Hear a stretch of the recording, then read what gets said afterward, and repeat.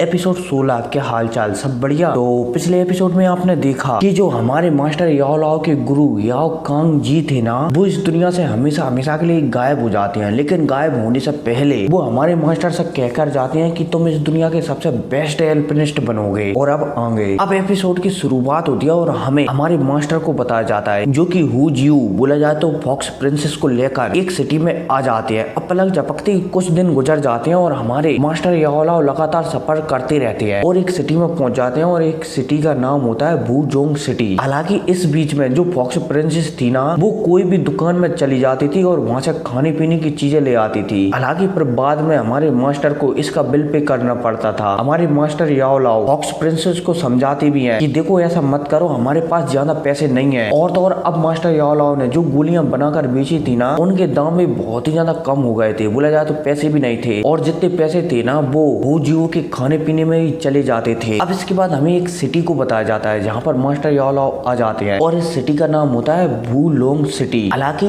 इस सिटी में भी याओ क्लैन के कुछ लोग रहते थे, लेकिन अब हमारे मास्टर याओ लाओ तय करते हैं कि वुलोंग सिटी ही वो एक ऐसी सिटी होगी जिससे कि मैं पावरफुल होना स्टार्ट करूंगा। मतलब कि यहीं से मैं मेरा करियर बनाना स्टार्ट करूंगा और मेरी जो फैमिली है ना, उनका नाम कभी भी याओ क्लैन में नहीं बिगड़ने दूंगा। हु जियू चलती है तो वो भी याओ चैन का मोटिवेशन बढ़ाती है कि जरूर तुम बहुत ही ज्यादा पावरफुल बनोगे इस दुनिया में। अब इसी के साथ सीन शिफ्ट होता है और फिर हमें एक नई जगह का सीन बताया जाता है और यहाँ पर हमें कुछ बंदों को भी बताया जाता है। इनमें से कुछ बंदे ऐसे थे जो कि याओ चैन से मार खाकर यहाँ पर आ गए थे। अब जैसे ये बंदे मतलब कि ये बंदे चलते हैं तो यहाँ पर अपने लीडर से कहने लगते हैं कि लीडर, एक बंदा है याओ चैन और उन्होंने ही हमारी ऐसी हालत की है, मतलब कि उसने ही हमारी ऐसी हालत की है। लीडर चलता है तो इन बंदों से कह देता है कि चाहे कुछ भी हो जाए 3 दिन के अंदर अंदर तुम याओ चैन को पकड़ कर लाओगे, इसके बाद हम देखेंगे कि वो क्या करता है। अब इस बंदे की यह कहती दोबारा से सीन शिफ्ट होता है और दोबारा से हमें मास्टर याओ लाओ को बताया जाता है जो कि अब सिटी के अंदर आ जाते हैं। अब जैसे ही हमारे मास्टर सिटी के अंदर आते हैं ना, तो हमारे मास्टर के पास एक लेवल 3 की गोली थी जिसे हमारे मास्टर बेचने की कोशिश कर रहे थे। हमारे मास्टर बहुत ही ज्यादा बेचने की कोशिश करती हैं, फिर भी एक गोली बिचती नहीं है। हमारे मास्टर चलते हैं तो एक ट्रेजर को ढूंढने लगते हैं, बोला जाए तो एक जड़ी बूटी को ढूंढने लगते हैं। इसके बाद हमारे मास्टर बहुत सारी दुकानों पर जाते हैं, बहुत सारे नीलामी घरों में जाते हैं, लेकिन कोई भी बंदा या फिर बंदी हमारे मास्टर को और फॉक्स प्रिंसेस को वो जड़ी बूटी नहीं देती। मास्टर भी परेशान हो जाते हैं कि आखिर ये लोग हमें वो जड़ी बूटी क्यों नहीं दे रहे हैं और अगर जड़ी बूटी नहीं रहेंगी हमारे पास तो भला हम गोलियां बनाकर कैसे बेचेंगे। अब हमारे मास्टर याओ लाओ यहाँ पर परेशान हो रहे होते हैं, तभी यहाँ पर एक एल्डर आते हैं और वो हमारे मास्टर याओ लाओ से बात करने लगते हैं कि बच्चे सुनो, तुम जिस चीज को यहाँ पर ढूंढ रहे हो ना, ये लोग भी तुम्हें नहीं देंगे क्योंकि यहाँ पर तुम्हारी जो आइटम है ना वो रैंक 3 से ज्यादा का है और नियम के मुताबिक रैंक 3 से ज्यादा का आइटम किसी नॉर्मल व्यक्ति को नहीं दिया जा सकता। अगर तुम्हें इस आइटम को लेना है ना तो तुम्हें सिर्फ यहाँ पर 3 दुकानों में ही मिल सकते हैं, बोला जाए तो 3 नीलामों घरों में ही मिल सकती है। और तो और एक दुकानदार तुम्हें ये आइटम इसलिए नहीं दे रहे हैं क्योंकि इन सारी की सारी दुकानों को 3 फैमिली कंट्रोल करती है, बोला जाए तो 3 ऑप्शन हाउस ही कंट्रोल करते हैं, इसलिए एक ट्रेजर तुम्हें नहीं दे रहे हैं। अब इसके बाद ये एल्डर चलते हैं तो तीनों नीलामी घरों का नाम बताने लगते हैं कि पहले का नाम तो मतलब कि पहला नीलामी घर मू फैमिली कंट्रोल करती है, दूसरा नीलामी घर याओ फैमिली कंट्रोल करती है और तीसरा नीलामी घर पेन फैमिली कंट्रोल करती है। अब जैसे ये एल्डर हमारे मास्टर को ये सारे के सारे मतलब की सारी जानकारी देते हैं ना, तो साथ ही साथ ये एल्डर चलते हैं तो यहाँ से चले जाते हैं, लेकिन जाते जाते ये मास्टर से कहकर जाते हैं कि अगर तुम पेन फैमिली के ऑप्शन हाउस में जाओ ना तो शायद तुम्हें वहाँ पर एक ट्रेजर मिल सकता है। हमारा मुचैन भी इन एल्डर की बातों को समझ जाता है कि ये क्या कहना चाहते हैं। हमारा मुचैन चलता है तो फैन फैमिली के ऑप्शन हाउस में जाता है, लेकिन हमारी मास्टर को वो ट्रेजर नहीं मिलता। इसके बाद हमारा मास्टर चलता है तो याओ फैमिली के ऑप्शन हाउस में जाने लगता है, लेकिन जो याओ फैमिली के यहाँ पर मेंबर थे ना वो हमारे मास्टर को बुली करने लगते हैं। मास्टर इससे कहते हैं मतलब कि इन लोगों से कहते हैं कि ऐसे हर किसी को बुली करना अच्छा नहीं होता, इसलिए हमें अंदर जाने दो। अब यहाँ पर ये याओ फैमिली के लोग चलते हैं तो मास्टर से लड़ने वाले होते हैं, तभी यहाँ पर एक बुड्ढा आ जाता है और ये वही बुड्ढा होता है जो हमारे मास्टर को मतलब कि हमारे मास्टर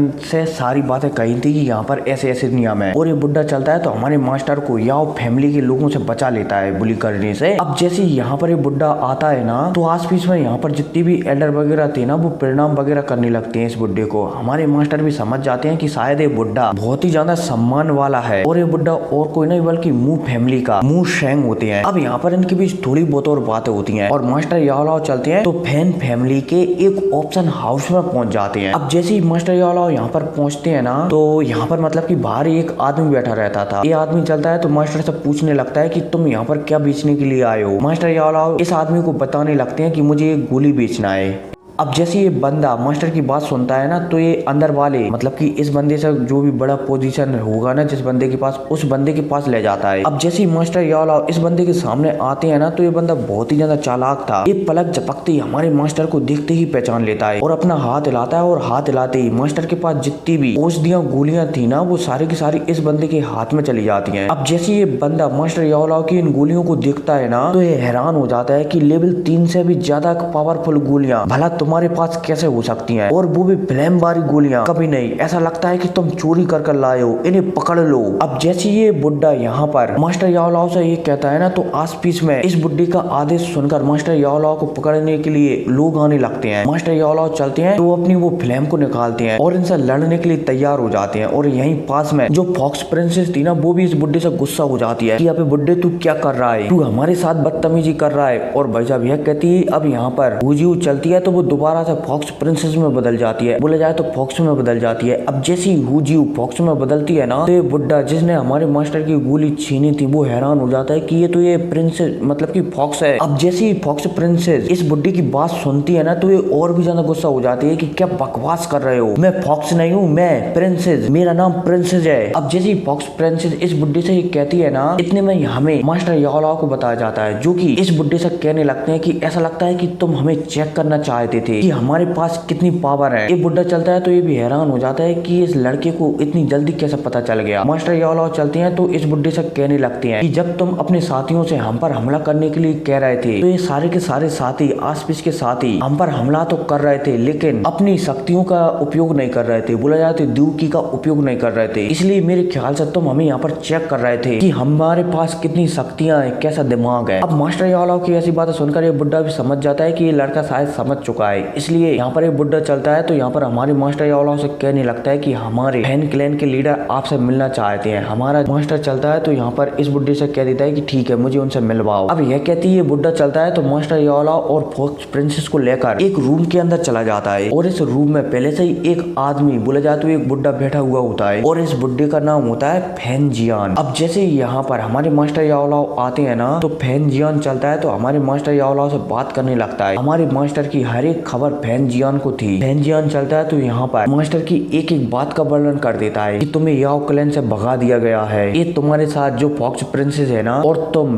दोनों ने आपस में एक दूसरे की रक्षा करने का संकल्प भी लिया है। तुम्हारा शरीर तो मजबूत है, लेकिन जो तुम्हारी एल्पनिक शक्तियां है ना, वो बहुत ही ज्यादा कमजोर है। मतलब कि एक एक चीज का वर्णन कर देता है। अब इसके बाद यहाँ पर फैन जियान चलता है तो हमारे मास्टर याओलाओ को ऑफर देने लगता है कि अगर तुम मेरी फैन फैमिली का हिस्सा बन जाते हो तो मैं तुम्हारी वो हर एक मदद करूंगा जो तुम्हें स्ट्रॉन्ग बना सकती है। साथ ही साथ तुम्हारे शरीर में जो अपनी शक्तियों को कंट्रोल पर खो देने का डर रहता है ना, उसे भी मैं सॉल्व कर दूंगा। अब जैसे फैन जियान ने कहता है ना, तो मास्टर याओलाओ को सोचते हैं, और सोचने के बाद हाँ में सर हिला देते हैं कि ठीक है, मैं तुम्हारी फैन फैमिली का हिस्सा बनने के लिए तैयार हूँ। अब यहाँ पर इनके बीच थोड़ी बहुत और बातें होती है, और हमारा मतलब कि मास्टर याओलाओ चलते हैं तो यहाँ से निकल जाते हैं फॉक्स प्रिंसेस को लेकर। अब जैसे ये रूम से बाहर आते हैं ना, तो फॉक्स प्रिंसेस मास्टर याओलाओ से पूछने लगती है कि चिन चिन, तुम फैन फैमिली का हिस्सा क्यों बनना चाहते हो। मास्टर याओलाओ चलते हैं तो वो फॉक्स प्रिंसेस से कहने लगते हैं कि मुझे स्ट्रॉन्ग तो बनना है, और स्ट्रॉन्ग अकेले नहीं बन सकता मैं, इसलिए मुझे किसी ना किसी का तो सहारा लेना ही पड़ेगा। इसलिए मैंने फैन जियान की इन सारी शर्तों पर मंजूर हो गया हूँ। अब मास्टर याओलाओ के यह कहते ही सीन शिफ्ट होता है, पर हमें एक नई जगह का सीन बताया जाता है, जहाँ पर कुछ बंदे दूसरे कुछ बंदों का पीछा कर रहे होते हैं। अब जैसे ये पीछे वाले बंदे आगे वाले बंदों को पकड़ लेते हैं ना, तो ये आगे वाले बंदे यहाँ पर कहने लगते हैं कि हम याओ चैन नहीं है, हमें मत मारो। और जो पीछे वाले बंदे थे ना,